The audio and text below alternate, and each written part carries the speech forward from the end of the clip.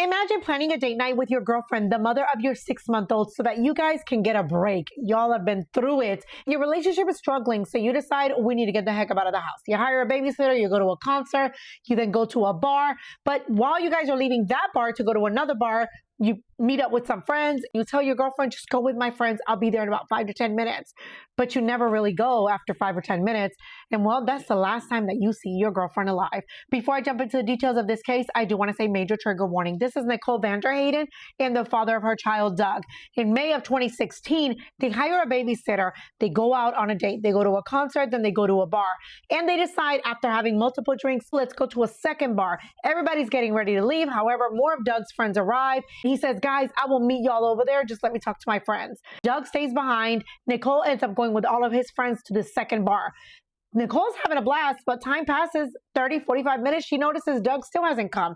She starts calling him. He's not answering her calls or her text messages. She's practically drunk, stumbling. Of course, emotions are running high.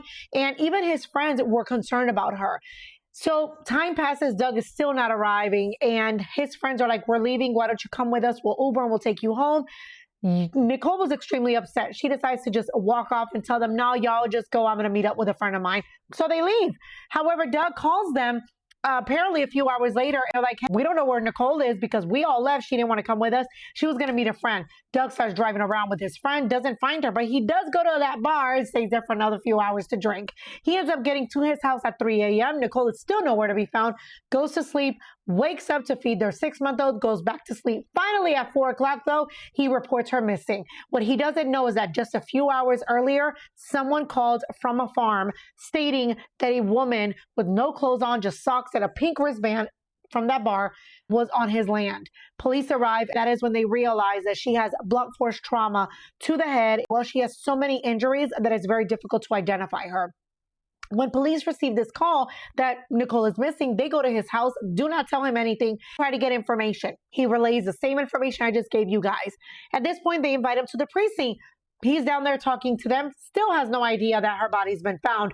They have a warrant in the home. They're going through everything. They supposedly find blood in the garage, blood on the car, blood on shoes that supposedly match the print of the back of her body. Still, do not tell him that she is passed. They finally tell him, and of course, who do they think is to blame? Him. However, as time passes by, they start investigating his Fitbit, showing that man did not take more than 12 steps the hours where supposedly she went missing. That is when they start investigating and realize that another man came into contact with Nicole, ended up taking her life just a few steps away from their house.